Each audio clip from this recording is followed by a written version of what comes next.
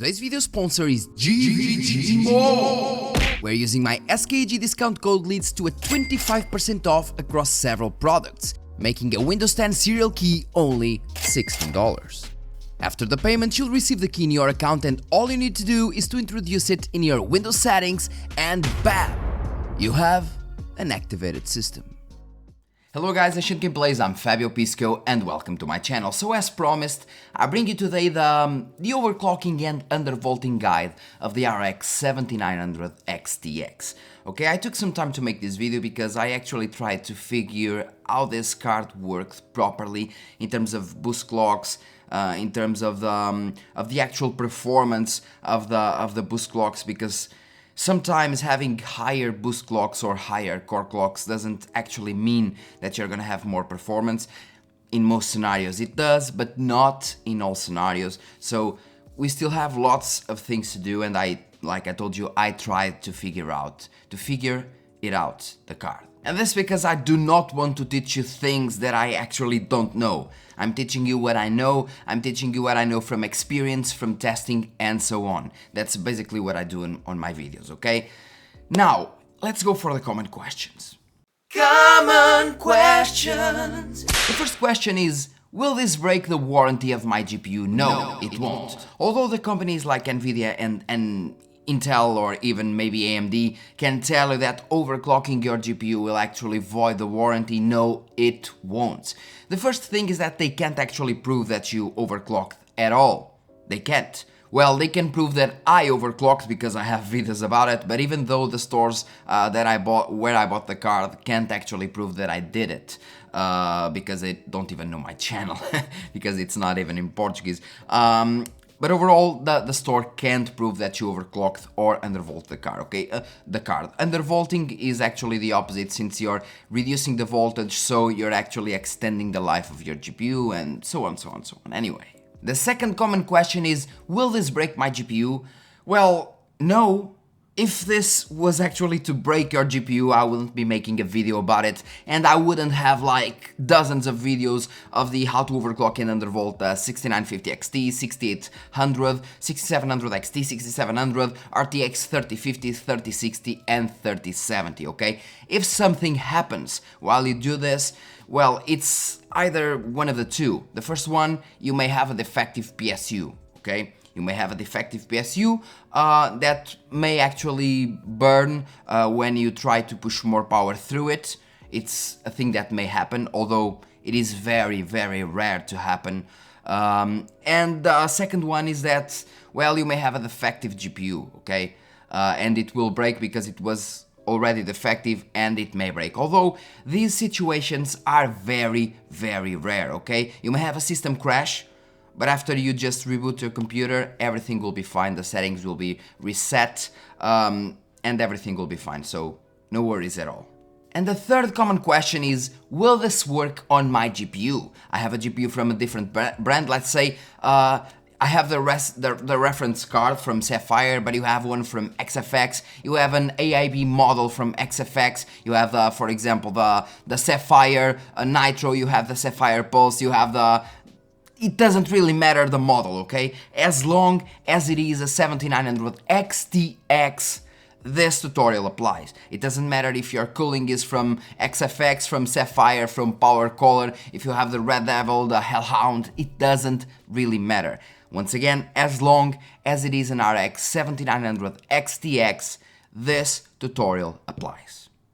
Now let's finally go to the overclocking part. As usual, I'm gonna use the AMD ADRENALIN software. I can use indeed the MS Afterburner, but the ADRENALIN software just lets you do more things and way easier than the MS Afterburner. For example, doing an undervolting is way easier and much simpler on the AMD Radeon software than on the MS Afterburner. So Radeon software is the way to go, definitely. So go to your Windows desktop, right click on your mouse, and you have here the AMD ADRENALIN software, okay? Just click on it and the performance tab will open, okay? I already have my overclocking settings, but this should look like this, default, okay? You go down, if you have a 7000 series CPU and a 7000 series GPU, both will appear on the software. As for now, I'll just leave the tuning of the GPU, okay? So this will appear like this. You have the default, undervolt GPU, overclock GPU, overclock VRAM, and then you have the tuning presets of quiet, balanced, rage, and custom. Now, the undervolting GPU, the overclocking GPU, or the overclocking VRAM features, well, they kind of work to some extent, but overall they won't work as good as the manual overclocking, okay? The manual overclocking takes more time, obviously, because you have to fiddle with settings, you have to tweak them, but overall they actually bring much more gains in terms of power saving, in terms of performance, than the actual automatic settings, okay? So let's go here to the manual tunings and select and select custom. Then you have several things like GPU tuning, VRAM tuning, the AMD Smart Access Memory, make sure to leave it enabled, the fan tuning, and the power tuning. First of all, we need to activate every single slider that we have here. So GPU tuning, advanced control enable, VRAM tuning, advanced control as well, fan tuning. In here we don't need the advanced control unless you want to make a fan curve, and then the power tuning, okay? Power tuning, okay, everything seems right, then you hit apply. Now the first thing that we want to go into is the power tuning. Most likely because these cards, the RDNA 3 cards, kind of work differently from the RDNA 2 ones, okay? They work differently in some scenarios, but even more in terms of power draw. Usually the RDNA 2 and the RDNA 3 cards, they will work better as soon as you raise the power limit because they will boost slightly higher. But in the case of the RDNA 3 GPUs, well, it makes a lot of difference actually. So the first thing that you actually want to do is to raise the power limit to the max you can, okay? If you have 15%, raise it to 15%. If you have 20%, raise it to 20%. It will depend on your GPU model. For example, if you have an AIB model, let's say like the Red Devil, the Hellhound, you'll most likely have like 20 or 30% over the power limit, okay? But 15% usually is more than enough, but if you have more, put it more because you'll get more performance. Now, this doesn't mean that your card will automatically, no, in this case it means, okay? Now, if you just increase the power limit on the RDNA 3 cards, it is actually different from the RDNA 2 cards. Because on the RDNA 2 cards, even if you raise the power limit to the max, it wouldn't mean that they would consume more power. It just means that they would consume more power if they needed more power to perform better, okay? On the RDNA 3 cards, at least so far with these drivers, it is quite different because as soon as you increase the power limit without tweaking the settings, it will be always and almost always at 400 watts power draw, okay? The normal limit of 0% is 350 watts. As soon as you go to 15%, it will go to 400 watts, okay? So it will automatically be at 400 watts as soon as you do this, if you just do this. But in our case, we're going to do this plus some tweaking. And that means that it won't be at 400 watts all the time, and in some case scenarios, it will perform equal or better with way less power draw, okay? That's where the undervolting kicks in. So the first thing you want to do is to raise the power limit in order to not constrain your performance after the tweaked settings, okay?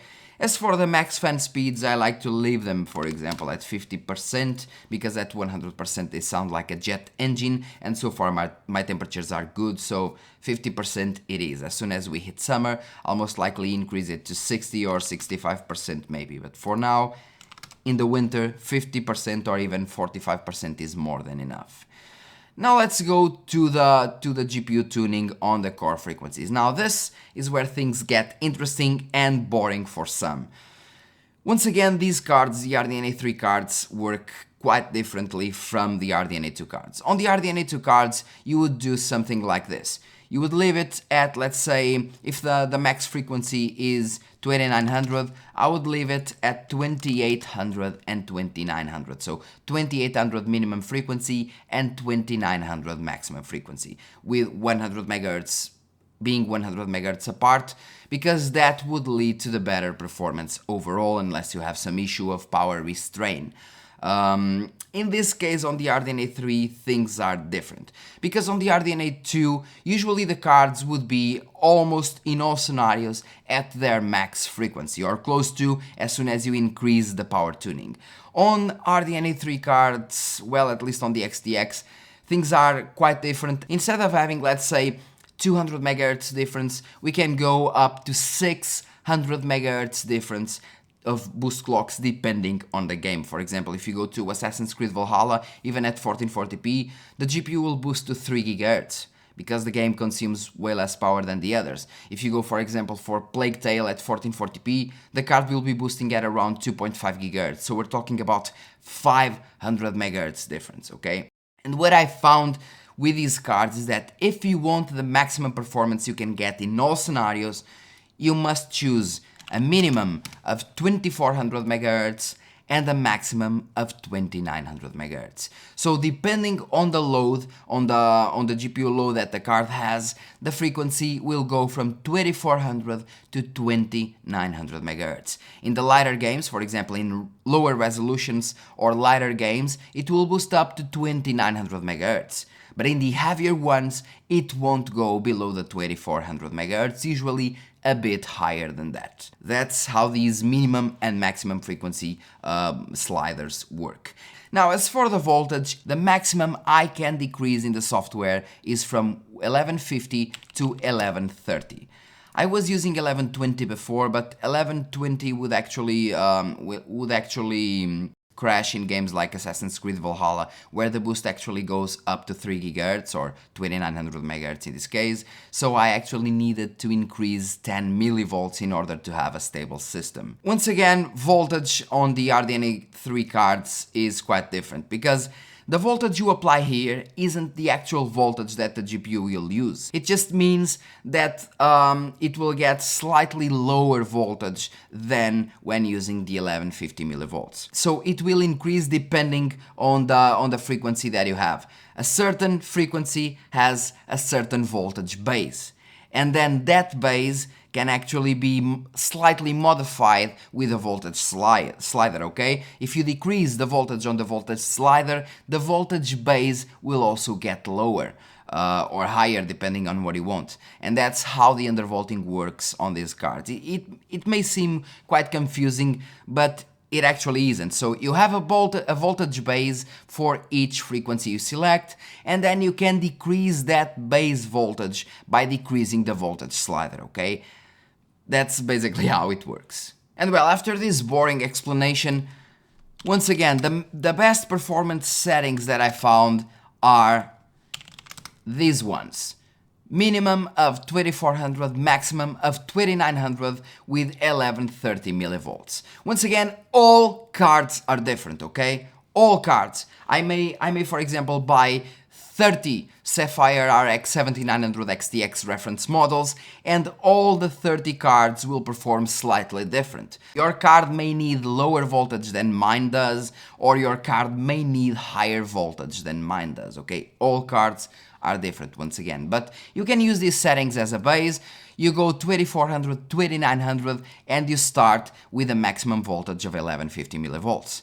You test games. If it is completely fine, if it works fine for you, no crashes, let's say after 20 minutes, then you go here and decrease to 1140 millivolts.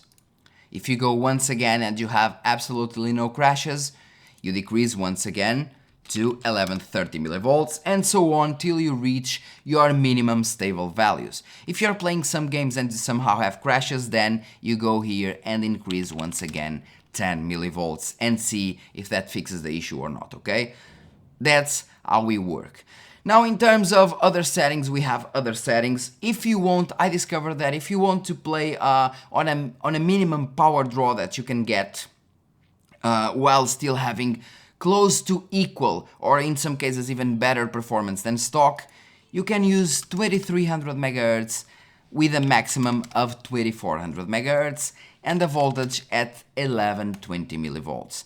These are the settings that I found to be the best in terms of power saving. In some cases we can save up, and I repeat, we can save up to 100 watts. You can see this video about the power tuning because these settings, the 2300 to 2400 MHz, can actually deliver pretty nice results. In some scenarios it will bring the same performance as stock with way lower temperatures and of course way lower power draw, okay? These are the power saving settings, in some cases lower performance, in most cases equal or better with less power draw. If you want the best performance per watt settings, that I found them to be 2400, 2500 millivolts, once again at 1120 millivolts, because like I told you before, this is just the offset slider and the real voltage will be based, or at least the base voltage will be based on the frequency that you select. So we keep the 1120 millivolts and then we go to a minimum of 2400 and a maximum of 2500, okay? These are the best performance per watt settings. The wattage is still usually, depending on the game, but usually lower than the stock settings while delivering quite better performance. So it's a win-win situation in almost all games. So that's nice. As for the VRAM, it is actually pretty simple. As for the VRAM, we have a base clock speed of 2500 MHz, basically. Give it or take it, 280 MHz less. And I found that 2700 MHz is the sweet spot, okay? 2700 MHz, you may be able to go higher, or you may not even be able to reach 2700 MHz, but in most scenarios, let's say 90% of people will be able to achieve 2700 MHz on the VRAM, okay? In order to achieve those same 2700 MHz, you need to give an offset of 14 MHz. So instead of selecting 2700 MHz, you select 2740 MHz, which have the offset of 14 MHz in order to deliver the exact 2700 MHz in games. Don't ask me why AMD actually has this offset. It makes no sense to me, but they do. So you have to select 2740 MHz in order to have 2700 exactly in gaming, okay? In gaming and other applications.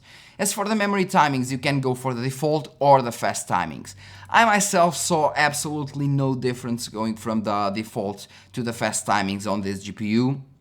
In some GPUs it does make the difference, in this one it doesn't. So in order to achieve higher stability, I just selected the default settings instead of the fast timings, because in this scenario I do know that I will have better stability. If you want to, well, if you want to take a chance and go with fast timings, go on. If you start seeing some artifacts, if you start seeing some crashes, some stutters, well, it may be due to the fast timings because it won't be stable for you.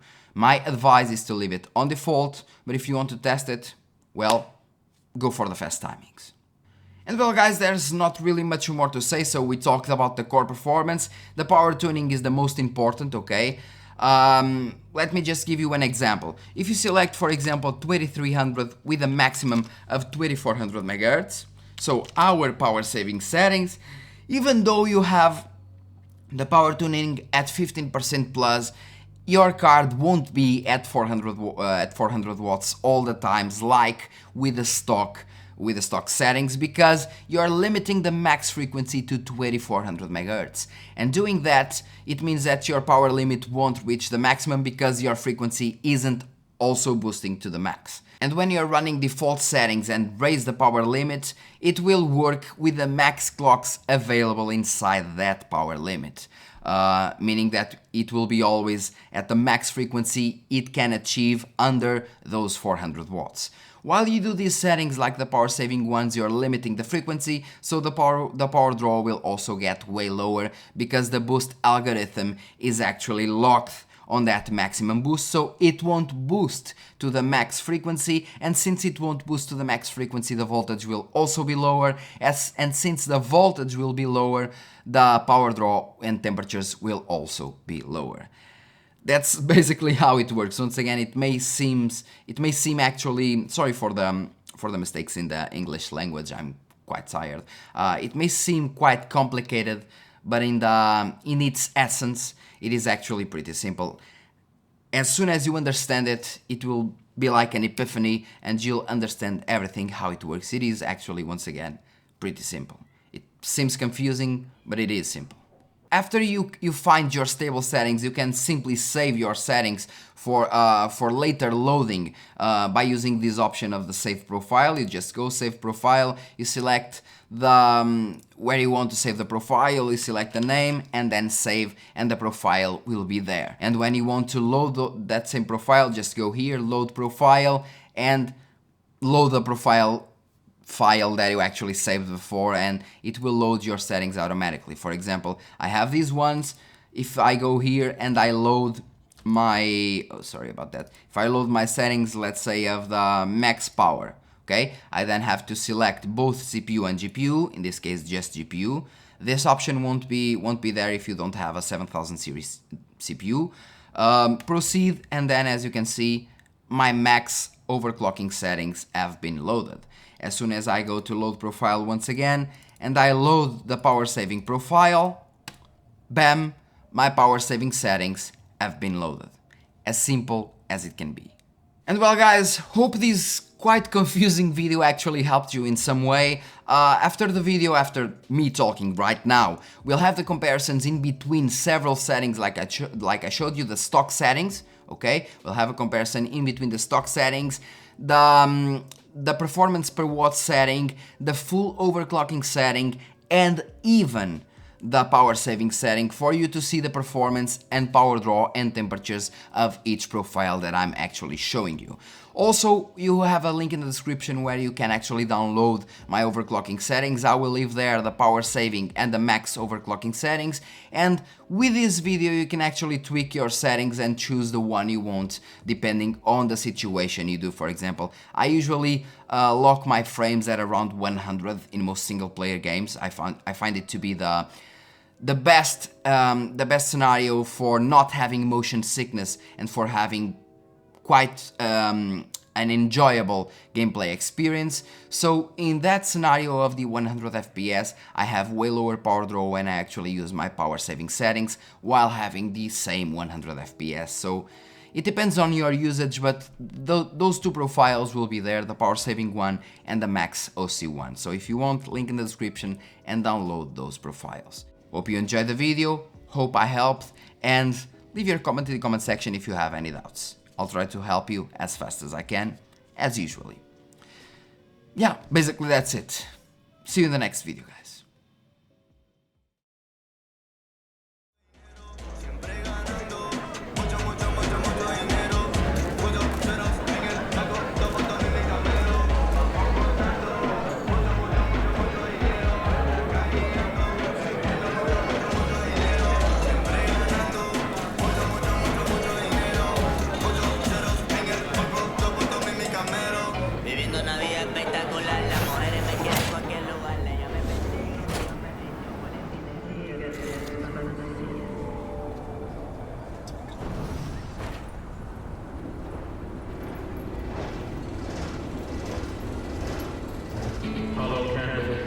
Fake flower, undeveloped buns.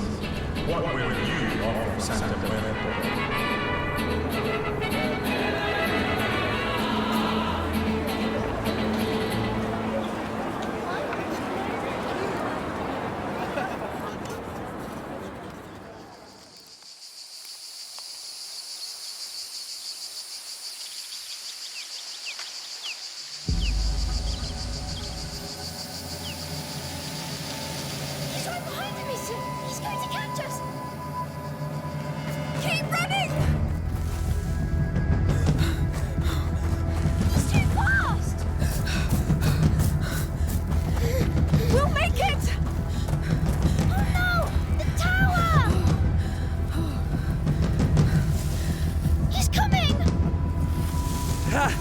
Bloody brambles! You're going too fast for me. Come on, sorcerer, catch us! Hey, slow down. You'll exhaust our villain. This is your tower. It's evil. Doesn't he ever get tired? I really should get back to studying. Come on, we had a long journey today.